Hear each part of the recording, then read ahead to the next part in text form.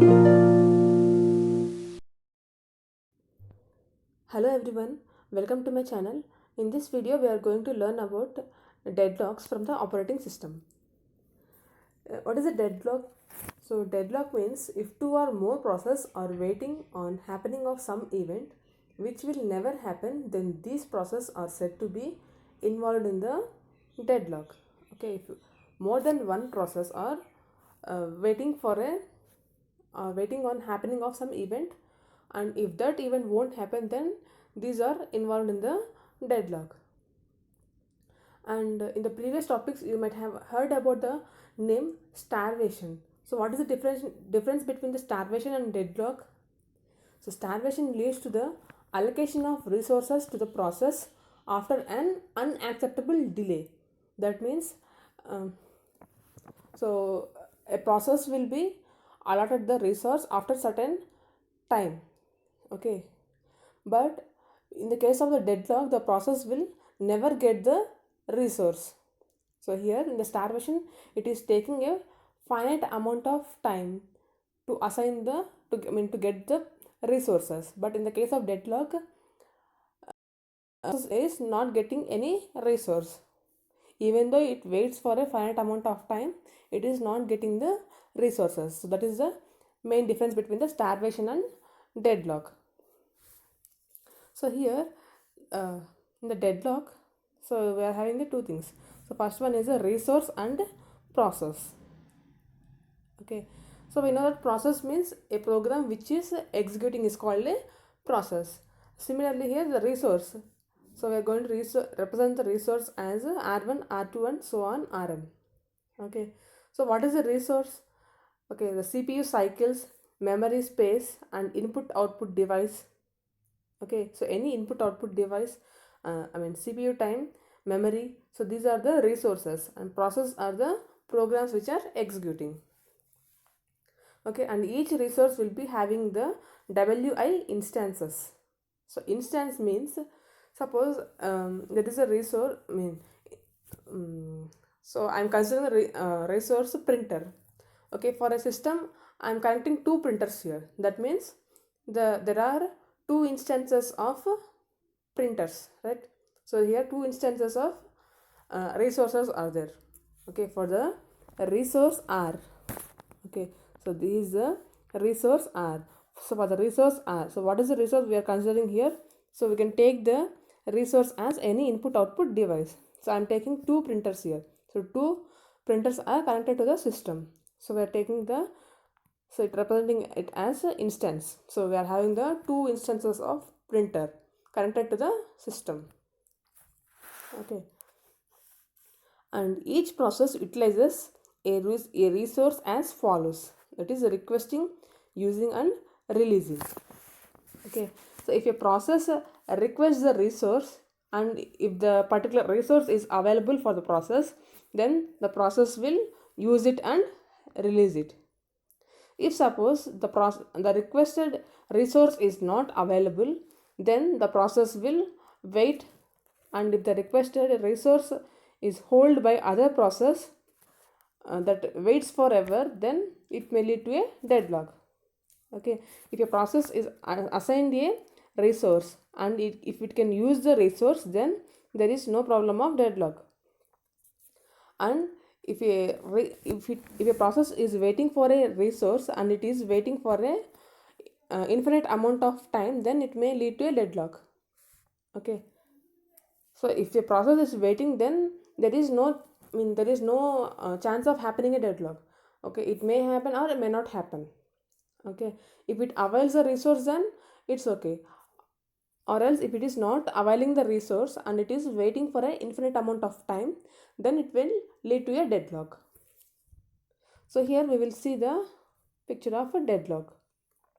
So here the process P1 is requesting the resource R1. Okay, and the process P1 is holding the resource R2. So we are representing the process with the circle, okay, and resource as the, with the symbol rectangle. Okay, so we are representing the resource with the symbol rectangle and process with the symbol circle. So here the process P1 is requesting the resource R1 and it is holding the resource R2. Similarly here the process P2 is requesting the resource R2 and it is holding the resource R1. Okay, so here there is a hold and wait, right? So P1 is holding the resource R2 and waiting for the R1 event to happen. Similarly here P2 is holding the resource R1 and waiting for the R2. Okay, so these two processes are holding a, these two processes are waiting on an event which will never happen, right? So if the P2 wants the R1, then P1 has to finish the, if the P1 wants the R1, then P2 has to finish the R1. Okay, if it finishes the execution of R1 and releases it, then only P1 can take the resource R1.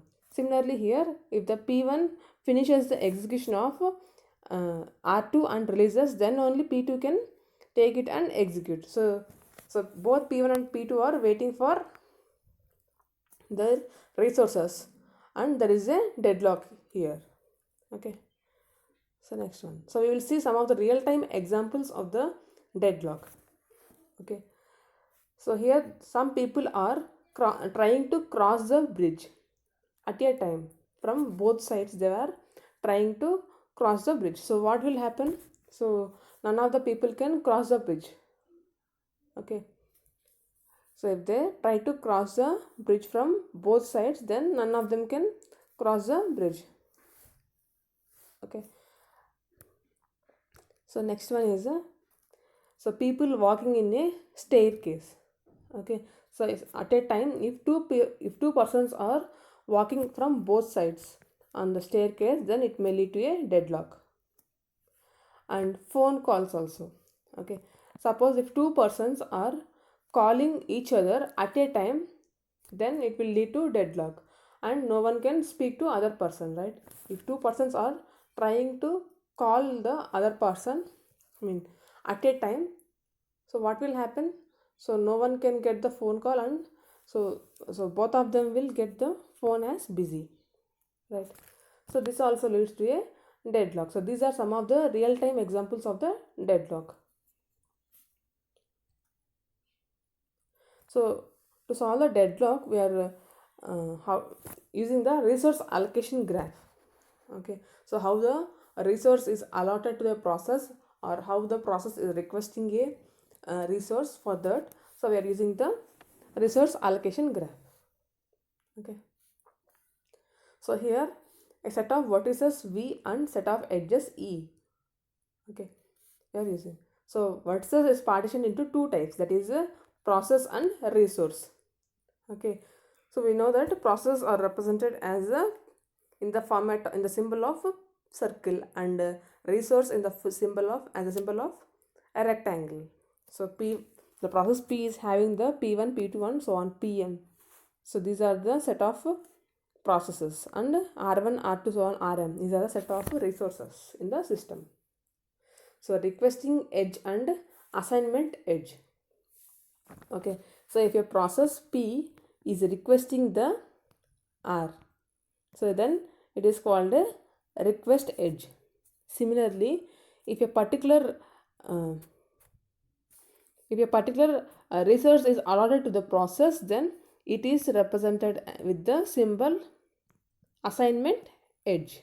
So here these symbols are not visible. Okay, so if the resource is allotted to a process, then it is represented with the symbol assignment edge. So this is the requesting edge and assignment edge. Okay, so process is represented with the symbol circle, and resource with the rectangle. Okay, and we know that if there is a instance, so a system will be having a multiple number of resources, right? Okay, some systems will be having the two or more CPUs or two or more hard disk or two or more printers, scanners, like that. Okay, so that resources or similar resources are represented with the instances. So here printer we are taking, so the printer is having the two instances. Okay, So here a resource with 4 instances. Okay, you can consider it as a 4 pen drives connected to the system. Okay, and process pi is requesting the instance of rj. Okay, so process p is requesting the instance of rj. That means it is requesting only one of the instance of the resource rj. So this is a requesting edge, and p1 is holding an instance of rj.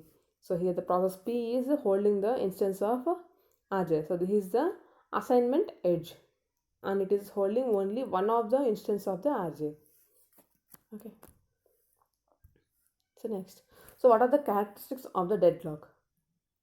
Okay, so we are having the 4 characteristics of the deadlock. That is the mutual exclusion, hold and wait, preemption, no preemptions, and circular wait. Okay, so in the case of the mutual exclusion, first of all, coming to the mutual exclusion. So what is the mutual exclusion? So mutual exclusion means only one process can access a shared resource. Right, only one process can access a resource at a particular amount of time. Right, so that is called as a mutual exclusion. So what happens if more than one process tries to access the resource? Then the data will become inconsistent. Okay, so that's why we're using the mutual exclusion. So why we are taking it as a characteristic of deadlock? So if only one process can access a resource which is non-shareable at a time, then the remaining process that needs the resource has to wait forever for the resource, which may lead to a deadlock. Okay, so if only one process is accessing the particular resource at a time, so here process P1 is using the resource and P2 is waiting for the resource. Okay, the resource P2 is waiting for the resource, and if this waiting goes on for an infinite amount of time, then it may lead to a deadlock. Okay, so that's why it is taken as one of the characteristic of a mutual exclusion. And the next one is a hold and wait. A process holding at least one resource and waiting for allocation of another resource may lead to a deadlock. Okay, so in the previous diagram we have seen that a process P1 is the process P1 is holding the resource R2 and waiting for resource R1. So similarly process P2 here is holding the resource R1 and waiting for the resource R2, right? So this is edge and assignment edge. Holding means assignment edge, and similarly here P2 is requesting R2, that is the requesting edge and assignment edge, right? So here both processes are holding the one process and waiting for another process, waiting for another resource. Similarly here P2 is holding one resource and waiting for another resource. Okay, so at that time, so it may lead to a deadlock. So this is also one of the reason for the deadlock. So next one is no preemption. Okay, so a resource can be released only voluntarily by the process holding it after the process finishes its task. Then only it can release the resource. If you are if you are killing the process execution, then the deadlock may occur. Okay, so a process should not be forced to release a resource. A process has to complete the task after holding the resource. If it finishes the task only, it has to release the resource. That is, the process must voluntarily release the resource. Okay, we should not force the process to release the resource. And the next one is the circular wait. If a set of process P0, P1 to Pn waiting for a resource held by each other, then circular wait will happen. Okay, and so here we can take the example here. So process P0 is is holding the so process P1, so it is requesting the resource held by the process P1. Similarly, process P1 is requesting the resource held by process P2, and process P2 is requesting the resource held by the process P0. So if there is a circular wait, okay, in a system, if there is a circular wait, that so process P0 is holding one resource and waiting for another resource, and here process P1 is holding one resource and waiting for another resource. So if this type of allocation happens, then there is a circular wait and it leads to a deadlock. So resource allocation graph with a deadlock. So what happens if there is a deadlock in this given diagram or not? So here process P1 is holding the resource R2 and waiting for the resource R1. Similarly, the process P2 is holding the resource R1 and waiting for the resource R2, right? And it is process P2 is holding both R1 and R2 and requesting the R3 here, the instance of R3. And similarly, the process P3 is holding the resource R3 and it is waiting for the resource R2. So there is a circular hold and wait here, right? There is a circular hold and wait. So that's why it leads to a deadlock. Okay, and here resource allocation graph without a deadlock. So here the process P1 is requesting the resource R1 with two instances and it is holding the two instances of resource R2. Okay, and similarly here the P2 is holding the one instance of R1 and P3 is holding one instance of R1, which is under it is requesting the another instance of R2. Similarly, P4 is holding one resource of R2. Okay, so it doesn't lead to deadlock because there is no circular wait here. If one process finishes the execution, then the resources can be allotted to the remaining process and the execution will finish. So all the process can successfully use the resources. Okay, if P2 releases, then the resource R1 is available for the process P3, right?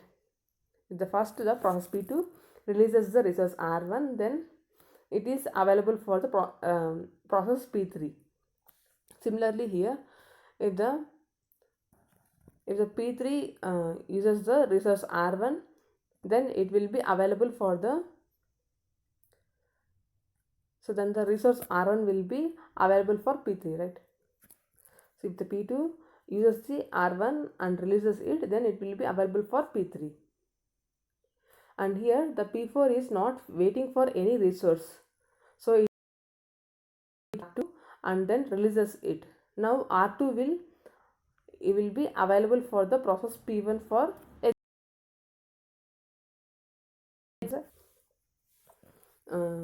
P4 is not waiting for any other resource, so it is only holding the resource R2.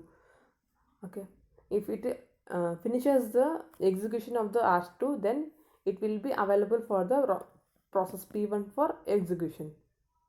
Okay, so that's why there is no deadlock in the given graph. So if a graph contains no cycles, then there is no deadlock, and if a graph contains a cycle, there will be a chance of deadlock. Okay, if only one instance per resource type is there, then it leads to deadlock. If several instances per resource type, then there is a possibility of the deadlock.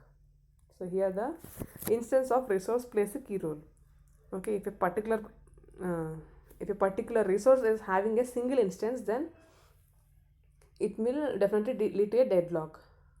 Okay, I mean there is a possibility of the deadlock, and if a resource is having more than one instance, then there is a less chance of deadlock.